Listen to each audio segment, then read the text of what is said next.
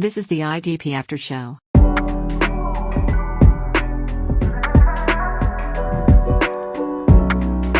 Welcome in, and welcome back to the IDP After Show. I am your host, Jeff Pomazal. In this episode, my special guest, Mr. Jase Abbey, and I are going to do a little diving into the IDP secondary stock market with a little buy, sell, and hold. Jase, how are you doing?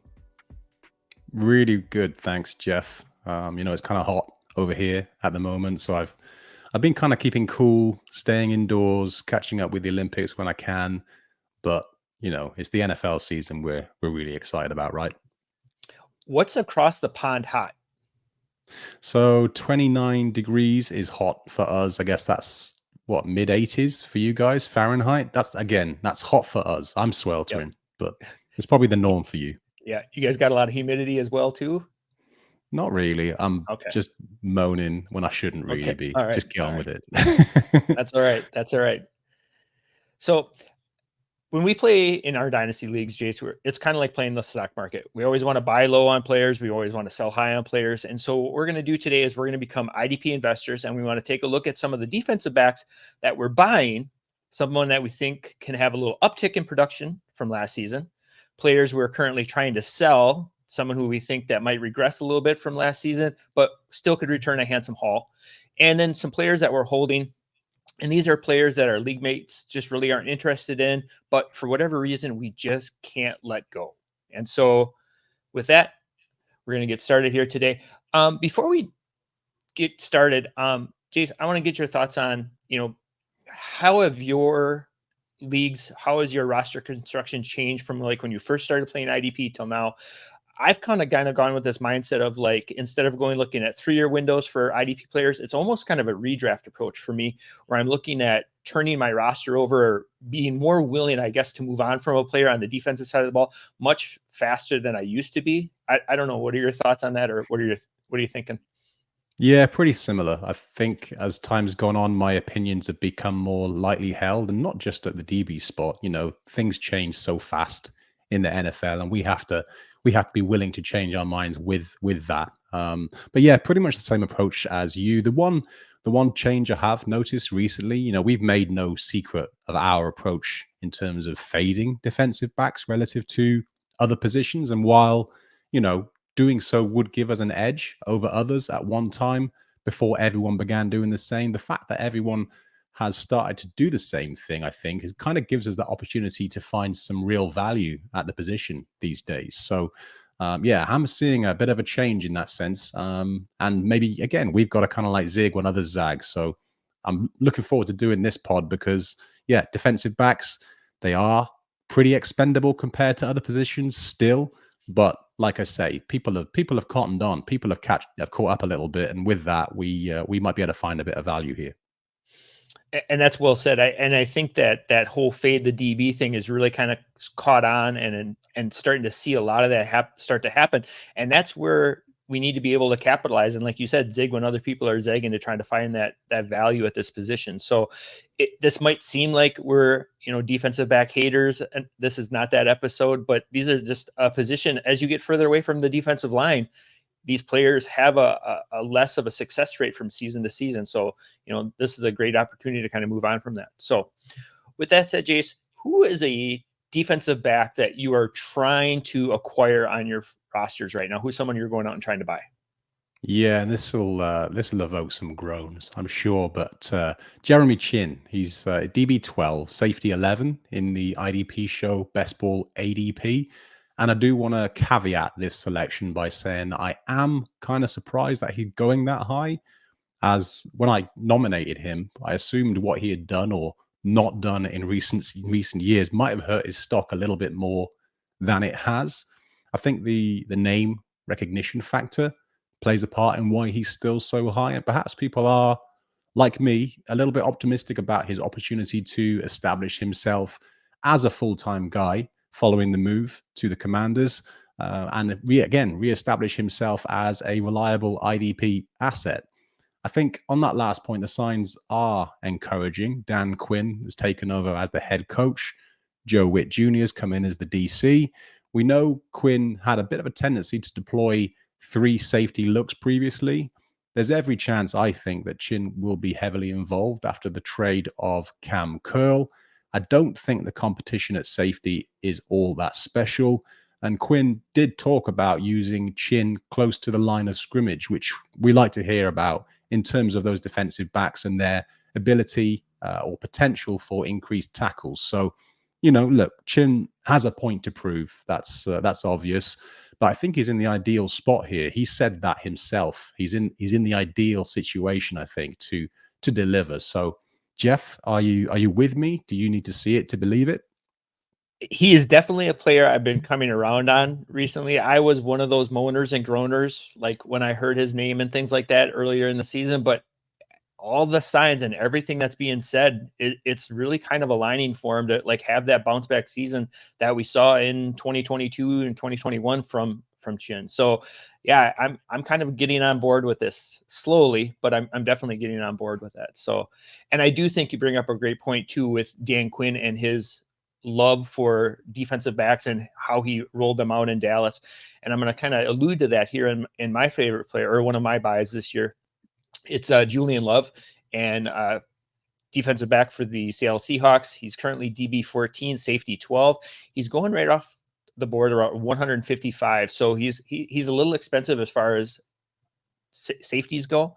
But a couple of the reasons I really like him this year is he just signed a 3-year deal for $36 million. So we got to follow the money. If a team's willing to invest contracts and money and a contract length of 3 years, that's a pretty good commitment for a defensive back. So I'm going to follow the money.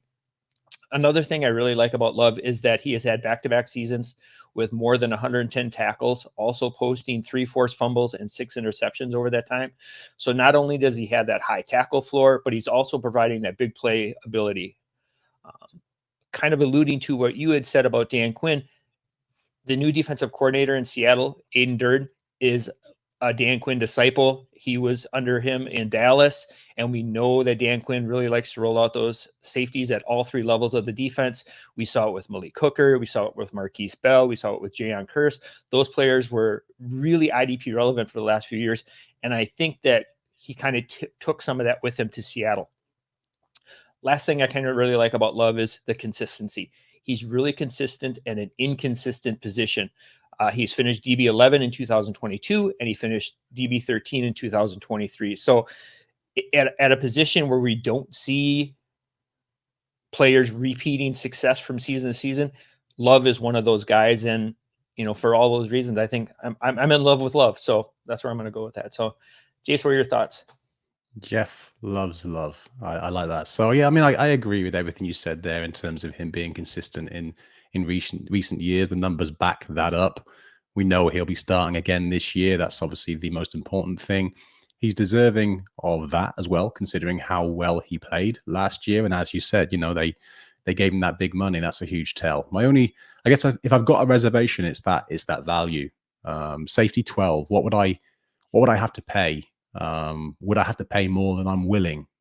I did have a look at some trades actually involving Love, and a lot of them get very busy, and it's hard to try and work out what people actually value him as. But the cleanest one I saw was one where someone gave up a mid-round 4th in a league that starts up to 4 safeties. That's probably slightly more than I would pay, but it's not far off. Yeah, and I think like that's to your point too. Like you're almost buying Love at his ceiling because he's been, DB 11, DB 13. You're buying him at that price. There's probably not a lot of room for value, but the reason I like him is the consistency piece. It's, we'll get to a little bit later in the show, but there is so much turnover at the position. And if I can get a player who I'm investing at right at the turn of a DB1, DB2, and he's going to return that value, that's a safe investment for me and my fantasy football team. So that's one I'm probably willing to make. So fair call. All right. Who do you have as your second buy right now at the defensive back position? Yeah, I've gone with PJ Locke. Broncos, obviously, DB 67, safety 45. And this one, I think, is more like it in terms of value. No more Justin Simmons, no more Kareem Jackson. Brandon Jones went down hurt the other day with, I think, a hamstring injury. While I did only see that it's only going to keep him out for a couple of weeks, it's not great for a new guy who's still getting acclimatized to his new team, especially when he struggled with injuries in the past. But even before that injury, Locke was one of the guys that I liked at value, and I talked him up on the All Opportunity show that you and I did a few weeks back. He's familiar with Vance Joseph's scheme. I don't think there's a lot of depth at the position, which kind of would threaten his role. And the names that I've seen linked to the Broncos in the last couple of days following the Brandon Jones injury, they're not the kind of guys that would worry me. Nico Bolden, that sort of thing. Caden Stearns is probably the only legit threat standing in the way of what I expect to be a really significant role for Locke this year. So yeah, again, that value, DB 67, safety 45. That's great, right? I totally agree. And like with Stearns, and then the Turner Yell is also on the team too, but they're both on the pup list right now. So it's full steam ahead for Locke. Like, he's truly a lock to be at the position, especially, like you said, familiar with the Vance Joseph's offense. He was a waiver wire darling last season. He started the last 9 games of the season for the Broncos. He's just a really inexpensive dart throw at the position where he's basically free. I'm sure he's available in a lot of leagues right now, but he's going to put up numbers because he's just going to have like that opportunity to produce. So love that call. A lot of love in this episode so far. So. A lot of love so far. Yeah, for sure. Who's your next guy then, Jeff? Yeah. So my second buy right now is Taylor Rapp of Buffalo Bills, DB 51, safety 35, going off right around 234th player right now in those IDP drafts. A lot of reasons to like Rapp. The team moved on from Jordan Poyer and Micah Hyde. They were replaced with Mike Edwards and rookie Cole Bishop. Mike Edwards is what we know. He is who we think he is. He's a 50, 60 tackle guy, maybe a sack, maybe an interception or two, not going to put up that elite stats. Rapp has been a solid tackler. He was an 85.6 PFF graded tackler last season, but he's always been really good at the position, even his days back in LA. He's also really great at pass rushing. And so if you have a player that's great at tackling, great at pass rushing, you're not going to use him playing center field. And so, that's kind of that Mike Edwards, maybe DeMar Hamlin, maybe Cole Bishop role is going to be playing a little more of that center field role. But if you have a player like Rapp who sticks his nose in on tackles, who gets in on the quarterback, you're not going to misuse him. So I think that the Bills coaching staff are going to use him to the best of his abilities. We've seen that in his career, as he has more than 55% of his snaps have been in the box or at the slot corner position. So he's right there at the line of scrimmage where we love to see our safeties playing. And he did step up quite a bit last season when he got starts in week 10, 15, and 16. He racked up 21 tackles over those 3 weeks. So really high volume guy, a safe floor guy. And, kind of like Locke, you're not going to have to invest a great deal in him. We just saw Mike Edwards go down with an injury. So Rapp is like the for sure, almost like Locke, the last man standing there in Buffalo. And so he's for sure going to get his opportunity. So I don't know what your thoughts are on Mr. Rapp in Buffalo. Yeah, very little to add. I like this call. The value's good, as you pointed out. You can pick him up for very little. There is a competition, I think, at safety. It's not going to be for Rapp's spot. It involves, and we've seen that in training camp, right? Bishop, Hamlin, and Edwards all taking turns to get involved with the first team unit, while Rapp is the one guy who stays out there. You mentioned Edwards is banged up at the moment. I'm kind of more interested in Bishop for dynasty purposes, but Rapp for this season for sure. Yeah. And the front office in Buffalo obviously love what they saw in Bishop because they were willing to take him with the 60th overall pick. That's really good draft capital for a safety, especially in today's NFL. So, they're going to give him an opportunity, but like you said, I think Rapp's job is definitely secured, especially since the team moved on from Poyer and Hyde this offseason. So. Yeah. I am interested to see how they deploy these guys, because if Bishop does get in there, I'm not sure he's best suited to play the role that we would see somebody a little better in pass coverage perhaps playing. So that's not really a reservation. I think Rapp and Bishop will probably end the season as the two starting safeties there. So as long as they're playing, that's the main thing. Everything else is just details. Do you see Bishop and Rapp being more like players in the NFL? Yeah, I see Bishop as more of a box, sort of closer to the line of scrimmage type safety. And Rapp, we've seen him do a little bit of both over the years.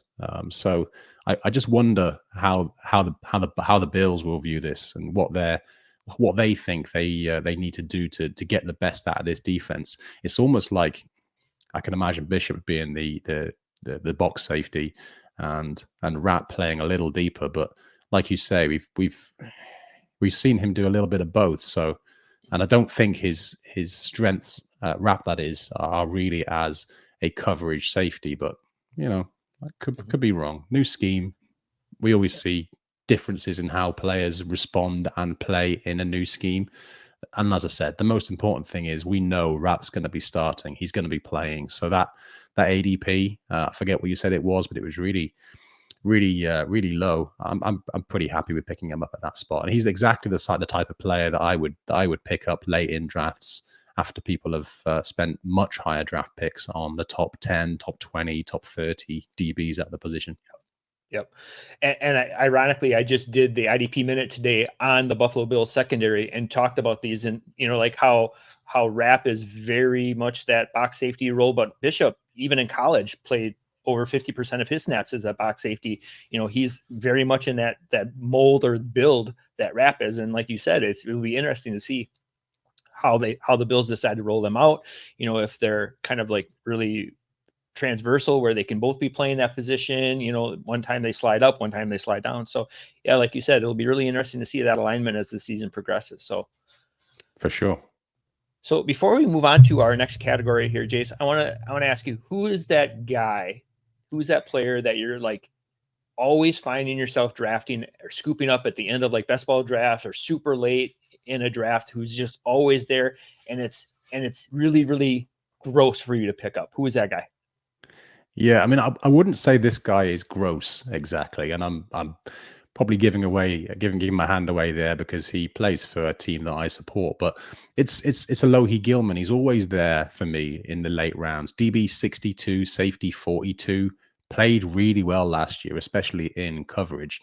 The tackling efficiency was poor, and I think that's why not many people are all that interested in him. He plays so deep. Or he did at least last year. Obviously, a new scheme in place this year. But in those big play leagues where it's kind of a crapshoot, right? After the relatively reliable guys have gone, Gilman's someone I'm quite happy picking up in those later rounds as a potential big play safety.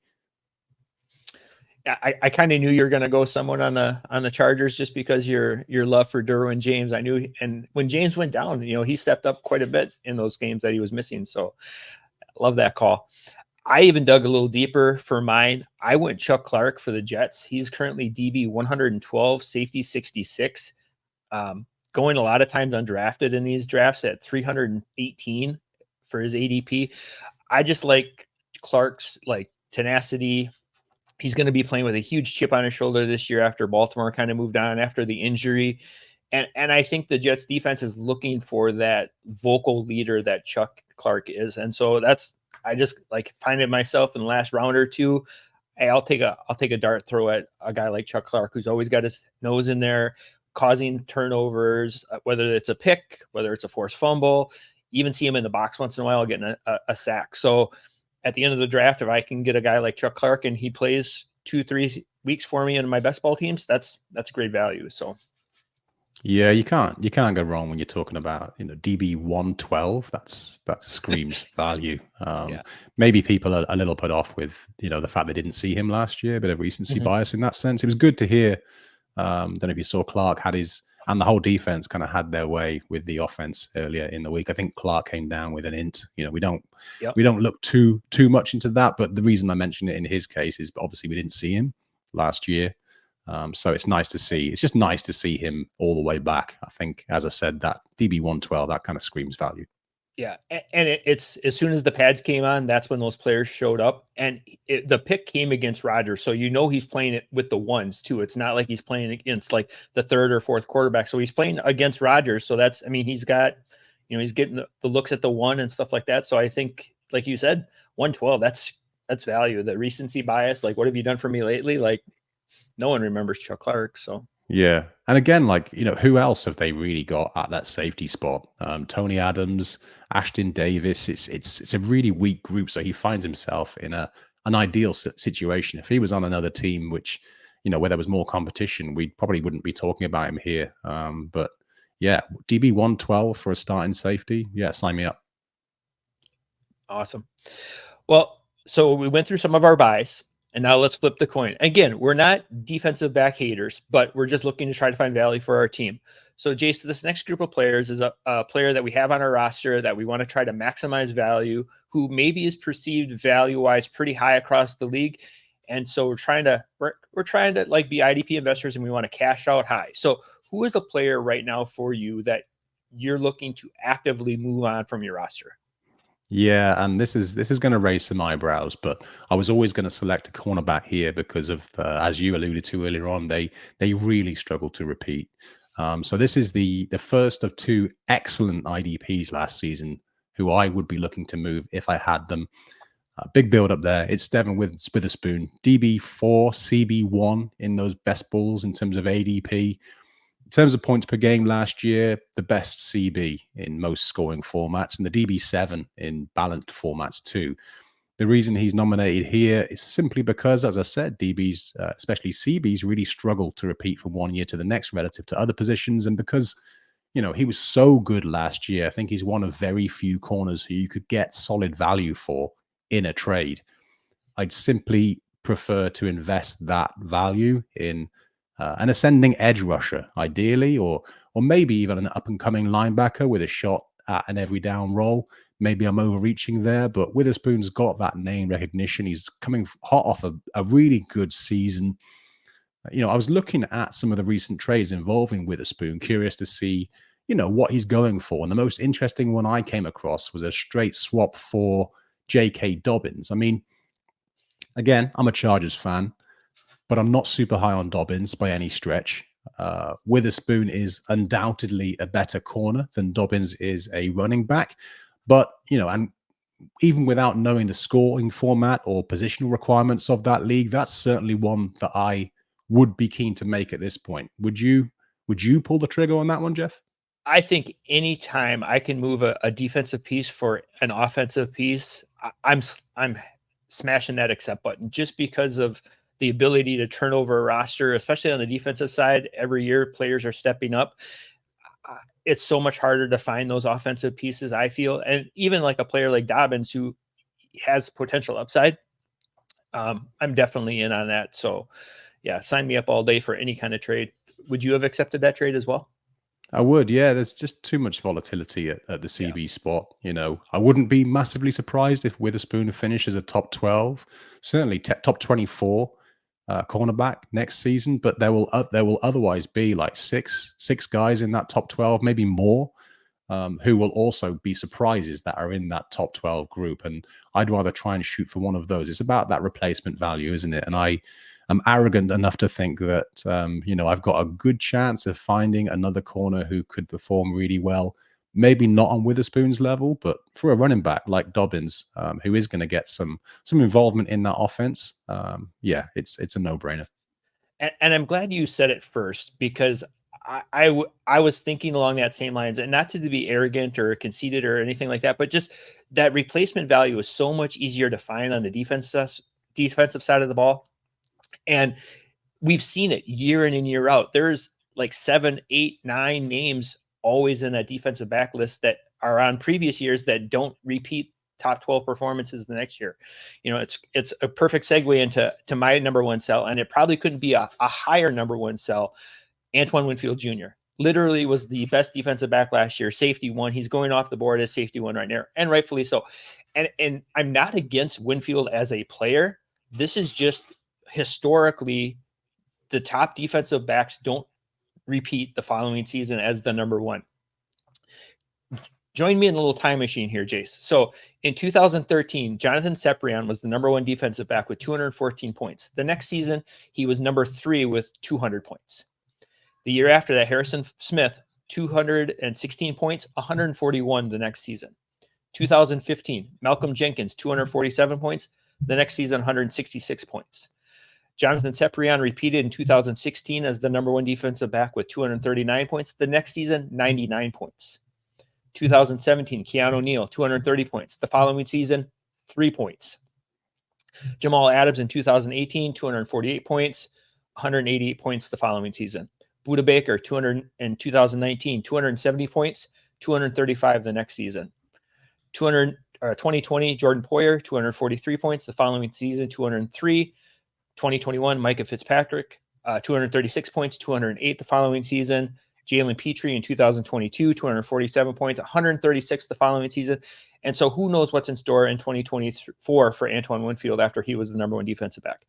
As we look at those names, they were highly drafted the following year because of what they did the previous season. Only 3 times did they repeat as a top 12 defensive back. So just historically speaking, it's going to be almost impossible for Winfield to do that. So anytime I can tear down from a defensive back and pick up another piece, like you mentioned with the J.K. Dobbins trade, you almost have to accept those deals. So as much as I like Winfield and I want to see him do well, historically, I have to sell him based on the history of, the past decade of defensive backs not being able to do it. So again, not hating, just being realistic about that. So yeah, and I'm smiling because people are going to have a real hard time letting Winfield go after last season. Probably the deserved MVP, defensive MVP of the season.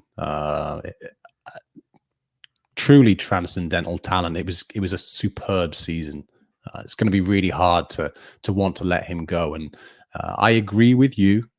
Now is the time to strike. Winfield is one of the very few guys who, and I don't have the numbers in front of me, does seem to repeat, where other DBs do drop off. But again, the replacement value, do I think Winfield is going to have another season like last season? You'd be very optimistic if you said yes, right? And that's really what it comes down to. We both love Winfield, one of my favorite players to watch last season. This isn't really about whether we like or dislike that player. It's about what we think we can get for him. And this kind of comes to a point I was going to mention a little later, but there's absolutely nothing wrong with floating a few trades. So there's a lot of people out there that will have Winfield that will be just ruling out the possibility that they would ever trade him. But why not see what you can get? Maybe you'd be surprised. I did have a look at some of the trades. They weren't quite what I was expecting them to be. In fact, some people were giving them away for very little. But yeah, you might be surprised. Float a few trade options. Maybe stick them on your trade bait and just see what happens. You might be surprised. But yeah, at the crux of this, yeah, Jeff, I agree with what you're saying. Like you said, as hard as it would be to let a player like that go, unless you're like a Nostradamus or a Johnny the Greek who can look into the future, you're not going to be able to predict that. And so, being a teacher, teaching history, history repeats itself. I'm gonna bank on that not being there for him. Wish him all the best of luck, but like we said, so. Yeah, you're right. And the one thing that I would add to that as well, in support of your nomination there, is that again, right now Winfield is everyone's DB1 heading into 2024. He is the most talented player at the position, arguably. Hamilton, maybe Derwin James in with a shout there too. But we didn't. Some of the names you mentioned earlier on, we didn't think that of, but some of them we did. Jamal Adams was at one point going to be one of the top safeties for the next decade. Look how quickly he dropped off. It happens. It's unfortunate, but it does happen. Yeah, like Budda Baker, like everyone was all in on him the next season. Minkah Fitzpatrick, everyone was all in. Even like 2 years ago with Jalen Petrie, there were a couple of teams that were almost impossible, to move on from him. Like they were not willing to trade him in any deals. And, he went on to have a season that he almost scored half as many points as he did in the previous one. So, like we alluded to at the beginning of the show, it's a very fickle position where that consistency and year-to-year consistency is just not there. So, you're best off to move on. Yeah. And sometimes it doesn't matter how good that player is. Winfield is, as I said, a fantastic player. But it's not always the best players that finish the top scorers.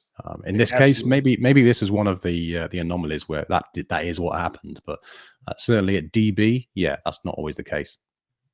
So speaking of sells, who do you have as your second actively trying to sell player? Yeah, I was going to choose another CB, but I felt like that would be cheating a little bit. So I've gone with a player that I really like. Again, Xavier McKinney. He's DB8, safety 6. Similar reasoning with McKinney as you've provided for in Winfield's case, and certainly similar reasoning as I provided in Witherspoon's case. Had a career year, 115 tackles, 3 interceptions, 3 pass breakups, a forced fumble. You know, he was flat out dominant for the Giants last season. Easily a career year, finished as the safety 10 or DB 12 in terms of points per game. True difference maker. That's not in doubt. He deserved the big money, you know, that he got when he moved to the Packers. But now there is a change of scheme to factor in under Jeff Hafley at the Packers, which does create some doubt in my mind, as you have to remember McKinney's career year last year came when he played a much higher percentage of his snaps in box compared to his first 3 seasons in the league. But that said, you know, when all's said and done, I suspect he'll be an excellent NFL player once again. But again, there are very few, if any, DBs I wouldn't move if the price was right. And after his superb season last year, if you were to try and strike while the iron's hot, you know, now is the time with McKinney.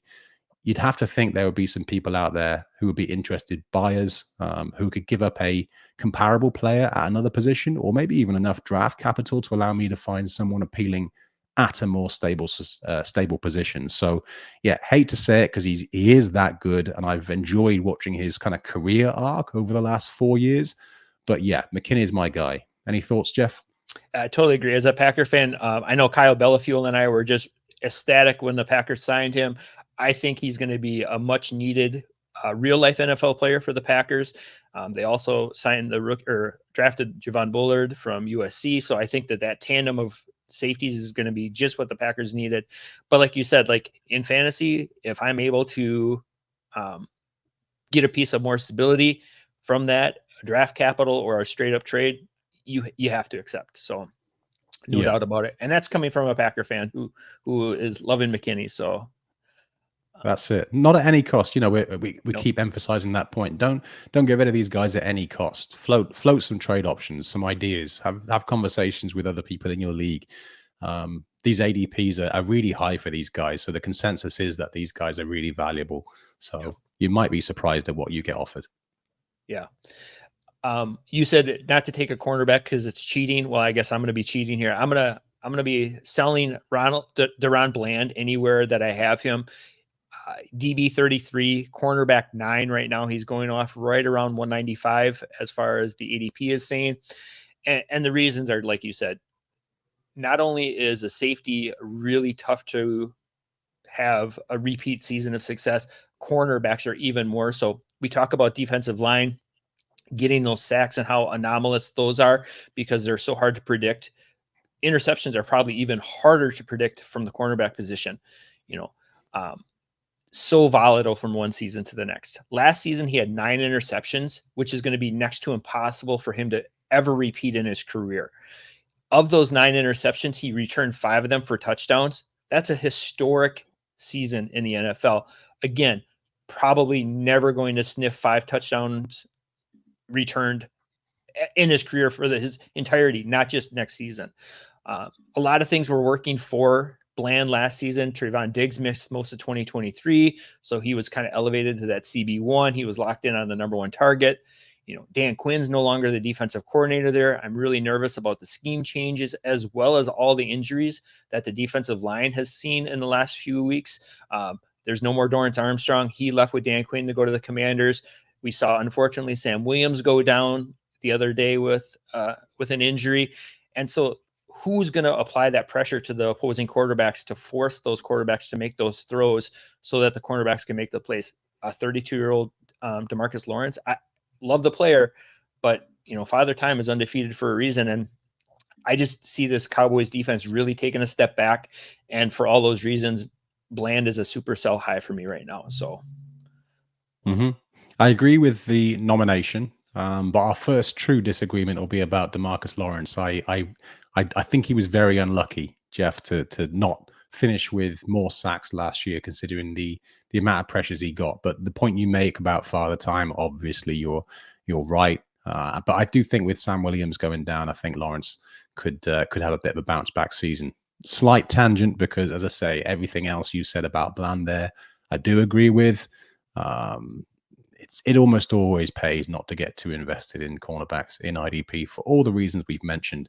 Yes, Bland has proven to be so far in his career really good at bringing down those interceptions. 14 in the last 2 seasons. You know, he started his rookie year with 5, last year 9. Like you say, all of those returns for touchdowns. It was crazy, but it would be similarly crazy to expect him to maintain that going into next season. So again, maybe someone would bite and give you some really good value for him at this point. You'd certainly be selling him at his peak. Oh, absolutely. And I think that's exactly what we need to be cognizant of, is selling those players at their peak. You know, don't wait until halfway through the season when he's having a down season when no one's going to want him, you know. So, which is kind of a perfect segue into this last part of our buy, sell, hold, is the hold players. And now these are players who our league makes just aren't interested in for whatever reason. It could be injury. It could be situational change from last season. It could be coaching changes. But these are players that you're willing to sit on for one more season, just to see what happens with them going forward. Maybe they get thrown in on a bigger deal, but these are just some players that we can't move. We don't feel like we're getting the right value for. So, Jase, who's a player that kind of fits that bill for you right now? Yeah, so at this point, Jeff, I do have to hold my hands up and admit that my reading comprehension has let me down slightly, in the sense that these are guys that I would hold on to, but they don't necessarily fit that bill in terms of players who I'm holding on to in the hope that they'll do better than they've done last year. And I'll get into the reasons why I want to hold these guys. So yeah, apologies for messing up, but yeah, I don't think these guys generally fit the bill of what you wanted me to talk about in terms of the hold. So yeah, that's on me. But the first guy I want to talk about is Jessie Bates. So DB6, safety 4 in the IDP show best ball ADP. So, you know, I considered listing Bates as a sell candidate for all the reasons that we went over with Winfield and with who was the other guy we were talking about? Really, how McKinney. So a lot of what I said about those guys applies here too. Bates had an excellent season last season, finished as the DB2 in points per game. I do have some reservations about his new DC and scheme, and he kind of has that big name, which sometimes works in our favor when exploring trade options.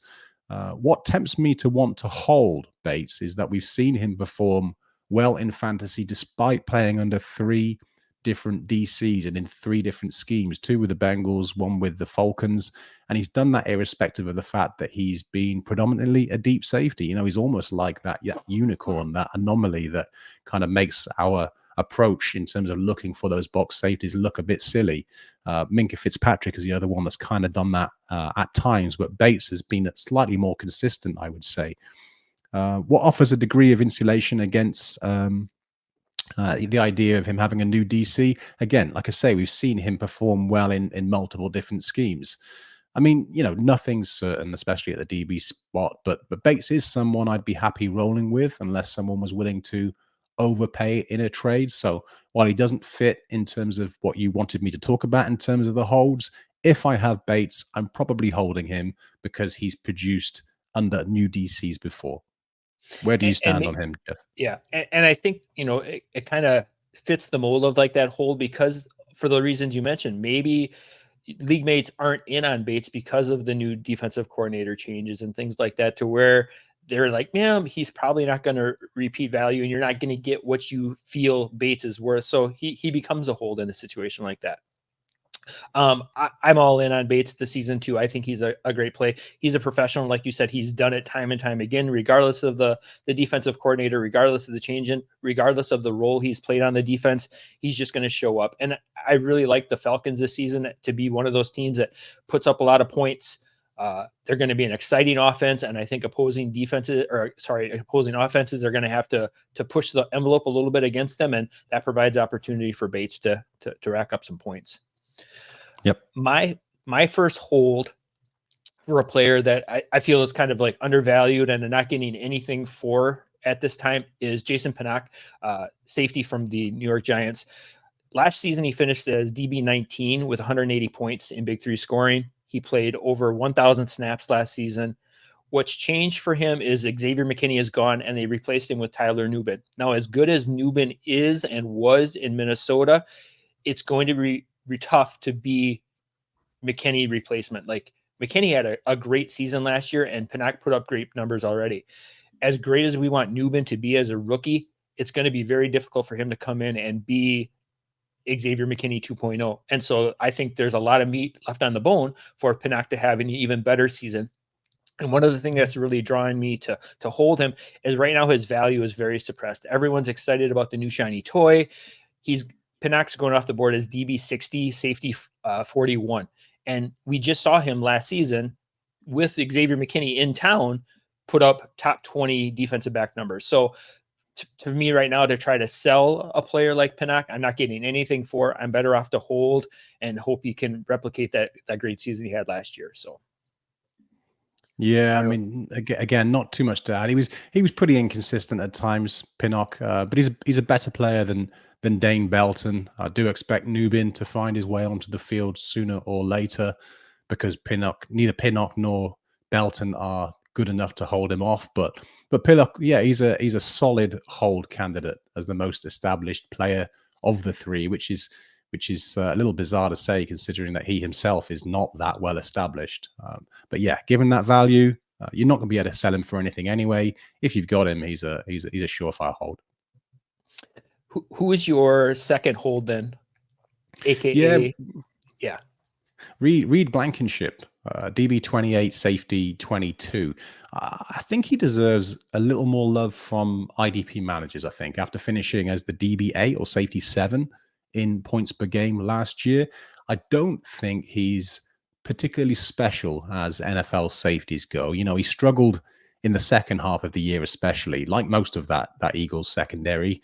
And I suspect the influx of new DBs in Philly is probably worrying quite a lot of IDP managers in fantasy. But what his relatively low value does mean is that you probably won't get a lot in a trade for him now.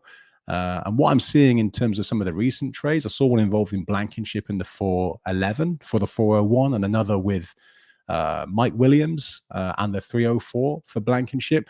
That's not great return. Sorry, it's Blankenship and Williams for the 304. That's not great return, considering they only started 2 safeties in both of those leagues. I suspect, and this is coming down to the crucial stuff here, I suspect Blankenship will remain a starter in 2024.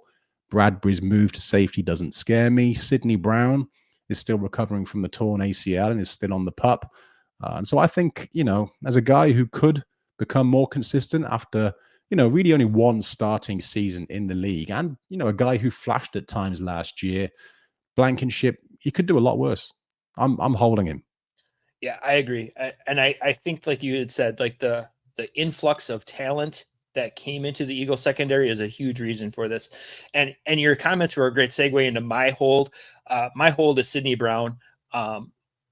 Full disclosure, I was all in on Sidney Brown last year. He had the college tape. He had the combine performance. He had the draft capital. He fell into an ideal situation, and he really started to produce towards the middle and second half of last season. And then he goes down with his ACL injury. And then what did the Eagles do this offseason? They brought back CJ Gardner-Johnson. They drafted Cooper DeJean. They drafted Kenyon Mitchell. Like, they just all of a sudden they had this influx of talent. And they still have Reed Blankenship and Sidney Brown there. So it's really, really murky right now for those players not named CJ Gardner-Johnson. And I think, like you said, that's the whole reason for the value not being there. Like all Reed Blankenship did last year was go out and have a top 5 season. And he did nothing to dispel that. And now all of a sudden his value is super suppressed. But my hold is Sidney Brown just because, he's my boy. Like I just thought for sure he was going to have a breakout season, and no fault of his own. He suffered an ACL injury, so I'm kind of with you on Eagles camp there as far as my hold. So Yeah. I mean, you weren't alone being all in on him, I'm sure. It is kind of hard to see how, without an injury, Brown's going to see much of a role this year. As I said, this Eagles secondary was pretty terrible at times last year, but they've been, as we talked about, been really busy and brought in a number of guys who could challenge Brown for a role, even if something happened to the guys ahead of him. But as you say, he did get some looks towards the end of the year, and he flashed at times when he got his chances. So who knows? If my roster was big enough to carry him, and perhaps if we were talking dynasty, I can see the argument for keeping him. What did you say his ADP was, Jeff? Right now, he's going off the board at defensive back 96, safety 59, right around 300. So he's probably not even drafted in most best ball drafts right now, just depending on the depth there. And like you said, in a dynasty league, if we have like an IR spot that's available now, he's an easy stash for me. I don't typically like to stash defensive backs. I'd rather put on, a taxi squad or IR spot. I'd rather hold an offensive piece, but Brown might be one of those players I'm willing to make an exception for, maybe because I'm in love with the guy, but I don't know. He's just got a spot for me. I can't let him go. I can't quit on him. Oh, hey, like I say, if your rosters are big enough, you can afford to sometimes take a bit of a luxury pick and go with a guy that you just really like. Because fantasy is supposed to be about fun, right? And we get into the detail of this and the science behind it a little bit. But yeah, maybe there's room on a deep roster for just rostering a guy that you love. That's right. It's supposed to be fun, right? That's what it's supposed to all be exactly. about. So, exactly. All right. Well, with that said, Jase, now what we're going to do is we're going to kind of dive into a little experiment. We're going to kind of take a look at some of the ADP, the ADP over at the IDP.com, the IDPshow.com.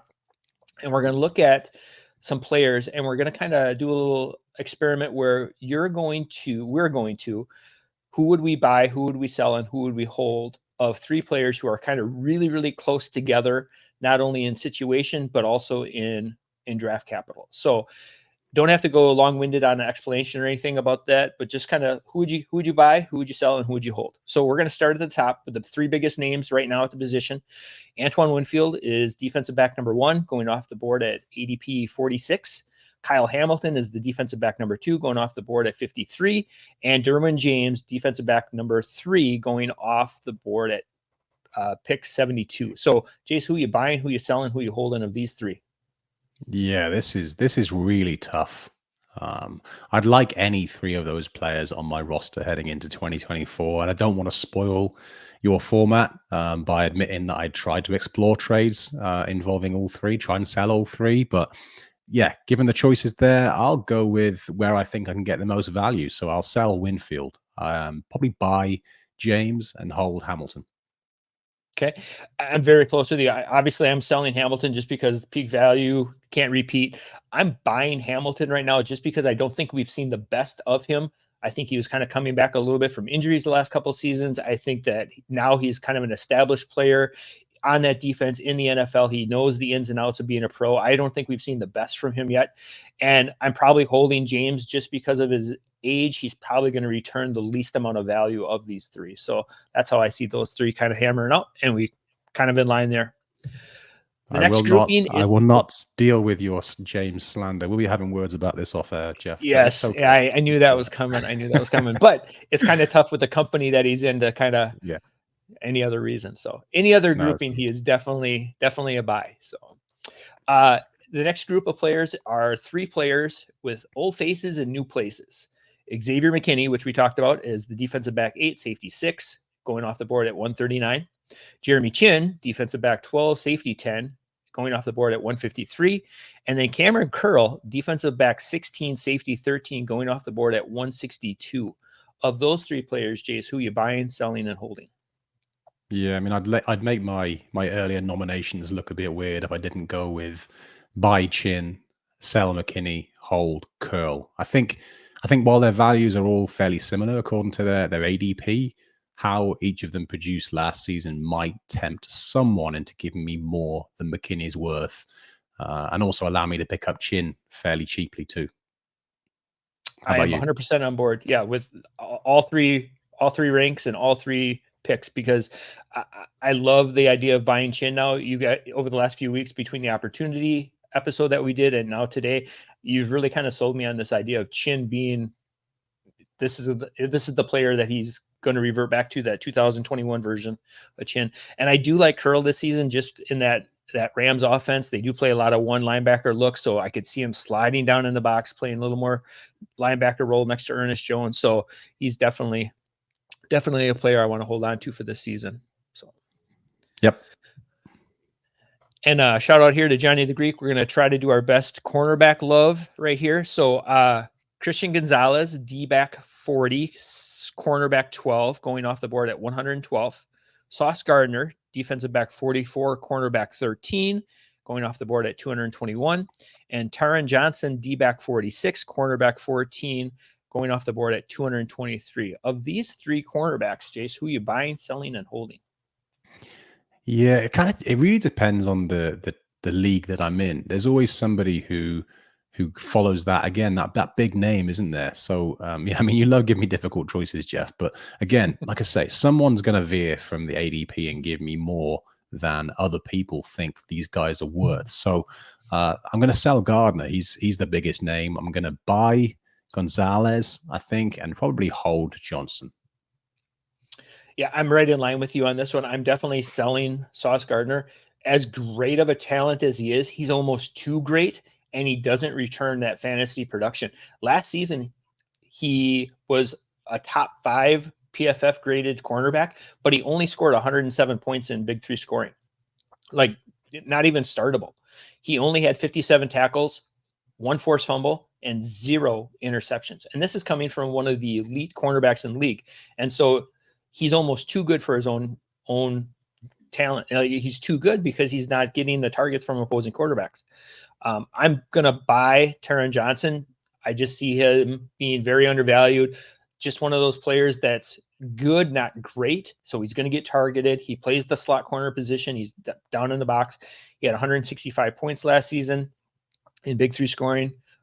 And then Gonzalez is a hold for me. He was only able to play 4 games last season, but in those 4 games, we saw some glimpses of some greatness. 17 tackles, a sack, and a pick. So he's definitely a player that, what have you done for me lately? Maybe managers aren't remembering the 4 games that he did play, and he's one of those players that can really return some value and maybe be that Devon Witherspoon of this season. So, and it wouldn't be a show without talking about some players who have not yet played a snap in the NFL. We have 3 candidates here. We have Cooper DeJean, defensive back 15, going off the board at 157. Cole Bishop as defensive back 37, right around 211 for his ADP. And then Tyler Nubin is defensive back 41, 214 is his current ADP. So Jase, finally, one last time, of these 3 players, who are you buying, who are you selling, who are you holding? Yeah, okay. This one, the others were tough, but this one is a little easier given their ADP. So I would sell DeJean. 54 draft spots ahead of Cole Bishop, I think is too much to want to invest in. So sell DeJean. I'd buy Bishop for all the reasons we mentioned earlier on. I like him to assume a starting role at some point this season, maybe sooner rather than later, given the injuries recently there. And I would hold Nubin. Truthfully, if I'm honest, though, I'd buy both Nubin and Bishop if I could. Yeah, 100% on board with you. I don't know why DeJean is so high in the ADP. I don't know if the name and possibility of him returning kicks really inflated his draft stock early in drafts or what it is, but the injury, he hasn't been practicing yet. So that value is probably coming down a little bit. I really like Bishop as a buy, especially with him getting some run now with Mike Edwards out. But I think Nubin probably has the clearest path to snaps. So he's probably going to produce more than the other 2 this season. So he would definitely be my hold. So right on board with you at the call at those 3. So. All good. Yeah. I always like it when we agree. It makes me feel better about myself. So. The only thing was the DeMarcus Lawrence thing and the Derwin James thing. But again, we'll take that offline. We'll agree to disagree sometimes. So. So Jase, before we wrap up, is there any final words of wisdom on defensive backs, on life, any takeaways from this podcast that you want to share with us before we head out?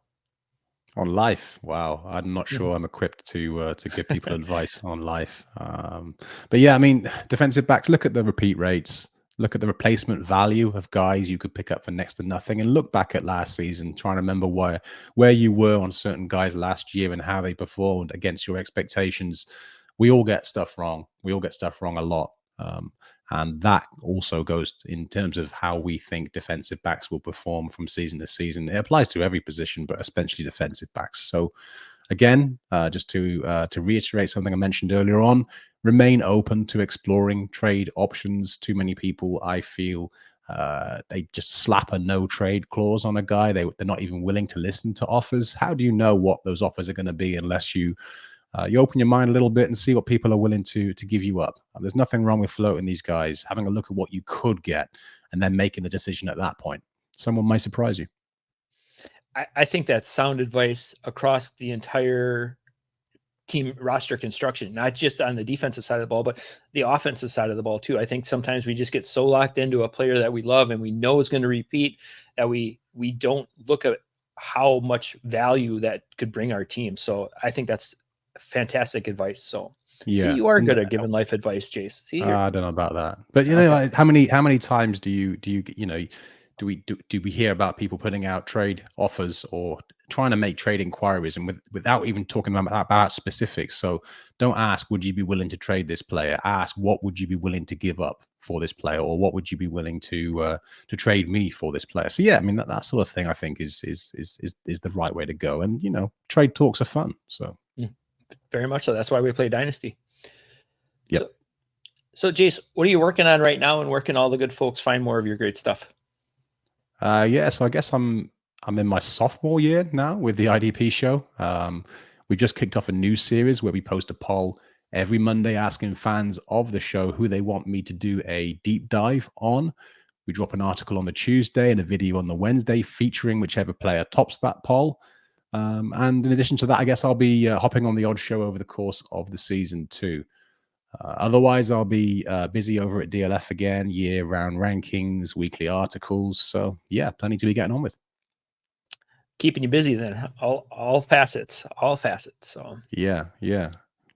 All right. Well, that's going to do it for this episode of the IDP After Show. Jason and I would love to hear your thoughts on how we broke down the position. We'd also love to hear some of your favorite buys and sells at the defensive back position. Be sure to drop those nuggets down below. We'd love to hear them. Join me next time as I'm joined by Joseph Hagan, aka Joey the Tooth from Football Guys. And he and I are going to continue our IDP Battle Royale series. This time we're going to take a look at the AFC and NFC West. So make sure that you don't miss that. Be sure to tackle that like, subscribe, and notification button so you never miss an episode of the IDP show or the IDP After Show. For Jason and myself, we say thank you for tuning in, and we'll catch up with you next time. This was the IDP After Show.